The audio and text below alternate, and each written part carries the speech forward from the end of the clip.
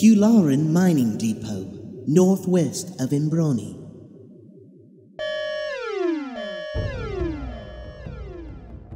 It was going to be another long, hard day. A warning siren sounded, 3 long blasts repeated twice. Then, the peaceful fields northwest of Imbroni shook with a massive explosion, and terrified Merleys bolted for the cover of the hedgerows. "Blasting today, then?" Fee said. "Lovely day for it." Niner couldn't see anything but droids, industrial droids, moving around the quarry. He ran his glove across his visor to clear the droplets of rain and tried several binoc magnifications, flicking between settings with eye movements. But if there were organic workers around, he couldn't see any. The quarry was a massive and startling gouge in the landscape, an amphitheater with stepped sides that allowed droid excavators to dig out rock for processing. The depression sloped gently at one side. It was a towering cliff on the other. A small site office with alloy-plated walls and no windows set beside a wide track at the top of the slope. Apart from the steady procession of droids laden with raw rock for the screening plant, the area was deserted. But someone, something, was controlling the detonations.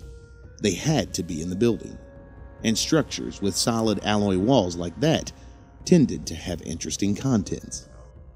The all-clear siren sounded. The droids moved in to scoop up the loose rock, sending spray and mud flying as they rumbled up the slopes. "Okay, let's see what we can liberate from the hut," Niner said. "Atten, with me. Fee, stay here and cover." They darted out of the trees and across the 100 meters of open land to the edge of the quarry, dodging between giant droids that took no notice of them. One droid, its wheels as high as Niner was tall, swung its bucket scoop unexpectedly and struck his shoulder plate a glancing blow. He stumbled, and Atten caught his arm, steadying him. They paused, waiting for the next droid to return up the slope, then jogged alongside it until level with the site building. They were now exposed, pressed close to the front wall. The building was only 10 meters wide. Atten knelt at the door and studied the single lock. "Pretty insubstantial if this is where they store the explosives," he said. "Let's take a look," Niner said. Atten stood up slowly and placed a scope on the door to listen for movement. He shook his head at Niner. Then he slid a flimsy, thin, flat endoscope around the jamb, working it back and forth, slowly and carefully. "Now that's a tight fit," he said. "Can't get it in. We could always just walk in there," Niner said. "Remember, we're probably heading into a store full of explosives. If I could get a probe through, it could at least get a sniff of the air and test it for chemicals," he said. "Okay, let's walk in carefully then," Niner said. There was no handle. Niner stood to the hinge side, DC in one hand, and pressed silently on the single plate that made up the door. It didn't yield. Atten nodded. He took out the handheld ram, 10 kilos that had seemed like dead, useless weight in their packs until now. He squared it up to the lock. Niner raised one finger. 3, 2... It applied a force of 2 metric tons. "Go!" The door fell open, and they both leapt back as the stream of blaster fire shot out. It stopped suddenly. They squatted on either side of the entrance. Usually this was simple. If someone inside didn't want to leave, a grenade coaxed them out one way or the other. But with a high chance of explosives being inside, that method was a little too emphatic. Niner shook his head. Atten moved the endoscope carefully, getting a glimpse of the building's interior. Then he edged the probe into the doorway, drawing another stream of blaster fire. 2 moving around," he said. "Lights out. But the probe got a sniff of explosives. Spot lamp and rush them then," Niner said. Atten shook his head. He took out a grenade and locked it into the safety position. How nervous would you be if you were sitting on enough stuff to put this quarry into orbit? Drink spilling nervous, I'd say. Yeah. Atten hefted the grenade a few times. That's what I thought. He bowled the disabled grenade into the doorway and jerked back. 3 seconds later, 2 Weequays rushed out. Niner and Atten fired simultaneously. One Weequay dropped instantly, and the other's momentum carried him on a few meters further, until he fell in the path at the top of the ramp. The quarry droids trundled on oblivious. If the shot hadn't killed him, the advancing droid did. Sarge, you need some help down there. Niner motioned Atten inside. No, Fee. We're set here. Keep an eye out in case we get company. The building reeked of cooking and unwashed Weequay. A small droid, lights blinking on standby and caked in dried mud, stood by a console. The rest of the space, 3 rooms, was taken up by explosives, detonators, and various spare parts and stenciled crates. There's your demolitions, man, Atten said, tapping the droid on its head, and retrieved his grenade. He wiped it with his glove and put it back in his belt pack. I'd rather have Darman, Niner said. He studied the inert droid, which seemed to be waiting for the dislodged rock to be cleared. It jerked suddenly into life, made its way toward a crate of explosives, opened the safety lid, and took out several tubes. Then, it turned toward the room where the detonators were kept. Niner reached out and opened its control panel to deactivate it. Take some time off, friend, he said. Blasting's over for the day. It didn't appear that the Weequay had been employed here. The droid sorted all the charges and oversaw the blasting. On an upturned crate were the remains of a meal, eaten off makeshift plates fashioned from box lids. It looked like the Weequays had been hiding out here, and Niner was pretty sure he knew who they had been avoiding. Atten checked the various charges and detonators, selecting what appeared to take his fancy and piling it in a clear space on the muddy floor. He was a connoisseur of technology, especially things with complex circuitry. Lovely, he said with genuine satisfaction. Some debts here that you can settle from 50 clicks. That's what we need. A bit of a pyrotechnics show. Can we carry as much as we need? Oh, there's some beauties here. Darman would think they were pretty basic, but they're gonna work fine as a diversion. Absolute beauts. Atten held up spheres about the size of a scoop ball. Now this baby... Something fell to the floor in one of the rooms off the main one. Atten held his rifle at the doorway, and Niner drew his sidearm. He was edging toward the door when a sudden voice almost made him squeeze the trigger. Apax me, Kimpuna. The voice was shaking, and judging by the accent, it probably belonged to a Weequay. Don't kill. I help you. Out. Now. Projected from his helmet, Atten's voice was intimidating enough without a rifle to back it up. A Weequay stumbled out from behind a stack of crates and sank to his knees, hands held up. Atten pushed him down flat with his boot, DC aimed at his head. Arms behind your back, and don't even breathe, got it? The Weequay appeared to have got it very quickly. He froze and let Niner cuff his wrists with a length of wire. Niner did a sweep of the rooms again, worried that if they'd missed one target, they might have missed more. But it was clear. He walked back and squatted down by the Weequay's head. We don't need a prisoner slowing us down, he said. Give me a good reason why I shouldn't kill you. Please, I know Hawkin. I'll bet you know him pretty well if you were hiding out here. What's your name? Gutane. I were right-hand man. Not anymore, though, eh? I know places. Yeah, we know places, too.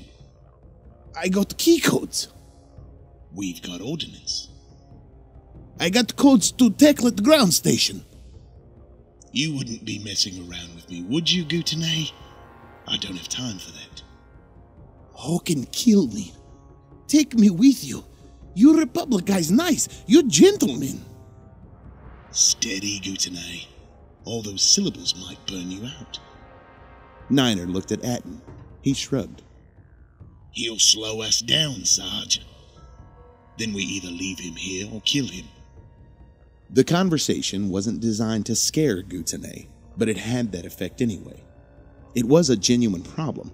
Niner was reluctant to drag a prisoner around with him, and there was no guarantee the Weequay wouldn't try to buy back favor from Hogan with intelligence on their strength and movements. He was an unwelcome dilemma. Atten clicked his DC, and it started to power up. I get you Nimi boss too. We definitely don't need him. Nimi's really mad at Hogan. He put droids in his nice shiny villa. Floor's messed up. Gutane's breathing rasped in the silence of the room. Niner weighed the extra baggage against the prospect of some edge in gaining access to Uthon. Where is Uthon now? Still in villa. Nowhere else to hide. You know a lot about Hogan, don't you? Everything. Gutane was all submission. Too much. Okay, Niner said. You got a reprieve. Atten waited a couple of seconds before powering down his rifle. He seemed doubtful. Niner couldn't see his expression, but he heard the characteristic slight exhalation that was Atten's silent, "Oh, terrific." He'll leave a trail a wart could follow. Ideas? Yeah. Atten leaned over Gutane, and the Weequay turned his head slightly, eyes wide with terror. He seemed more terrified by the helmet than the gun. Where do droids take the raw rock? Big place, south of Teklet. How far south? 5 clicks, maybe. Atten straightened up and indicated with a pointed finger that he was going outside. Technical solution. Wait one. His predilection for gadgets was becoming a blessing. Niner was tempted to take back the unkind thoughts he'd had about the man's training sergeant. He followed him outside. Atten jogged alongside one of the excavation droids, matching its pace before jumping up, scrambling onto its flatbed. The machine rumbled inexorably up to the slope, as if nothing was going to divert it from its progress to the screening plant. Then it stopped and swung around, narrowly missing the droid bringing up its rear. It paused a couple of meters from Niner. Atten, kneeling on the flatbed, held up 2 cables. You can't get it to do tricks, he said. but you can start, steer, and stop it now. Brain bypass, eh? I've seen a few people with those. So we ride it into town. How else are we going to move all this explosive? They couldn't pass up the chance. Niner had plans for the charges, places to lay them all around the Umbrani countryside. They also had a temptingly neat window of opportunity to take out the ground station at Teklet, and rendering Hogan's troops deaf to what was happening around them would double their chances of pulling off the mission. It meant they could use their own long-range comlinks at last. Tell you what, Niner said. I'll take this one to Teklet. You hotwire another, and take Fee and our friend as far back down the road to Umbrani as you can get, with as much as you can carry. He took out his datapad and checked the chart. Lay up here, where Janat suggested, with the droid if you can, without it if you can't. A bulldozer droid on a steady path to the screening plant would attract no attention. It just had to overshoot by a few kilometers. It would be dusk soon, and darkness was their best asset when it came to moving around. Niner hauled Gutane out of the building. Is the ground station defended in any way? Gutane had his head lowered, looking up from under his brows as if blows to the head normally accompanied questions. Just fence, to stop Marleys and thieving. Only farmers around, and they scared anyway. If you're lying to me, I'll see that you get back to Gez Hoken alive. Okay? Okay, truth, I swear. Niner summoned Fee from his cover position, and they loaded 2 droids. One carried enough explosives to reduce the ground station to powder several times over, and the other took everything they could lay their hands on, except for some detonators and explosives to keep the blasting droid busy for a few more hours. There was no point letting the quarry's silence advertise the fact that they had liberated some ordnance. It would spoil the whole surprise. They loaded up Gutane last, bundling him into the huge bucket scoop with his arms still bound. He protested at being stuck on top of spheres of explosive. "Don't worry," Atten said dismissively. "I've got all the debts here." He bounced a few detonators up and down in his palm. Gutane flinched. "You'll be fine." Janot's quite an asset. Fee said. He took off his helmet to drink from his bottle, and Gutane made an incoherent noise. "She could be right behind us now, and we'd never know. I hope they stay on our side." Niner removed his helmet too, and they shared the bottle before handing it to Atten for a last swig. "What's the Weequay whining about now?" "Dunno," Atten said, and took his helmet off as well. He paused, bottle in hand, and they all stood and stared at Gutane, loaded in the scoop of the droid like cargo. His mouth was slightly open, and his eyes were darting from one commando to the next. He was making a slight as if he was trying to scream, but couldn't. "It's Atten's face," Fee said. "Don't stand there being so ugly, man. You're scaring him." Niner gave the Weequay a quick prod with his glove to shut him up. "What's the matter?" he asked. "Haven't you ever seen commandos before?"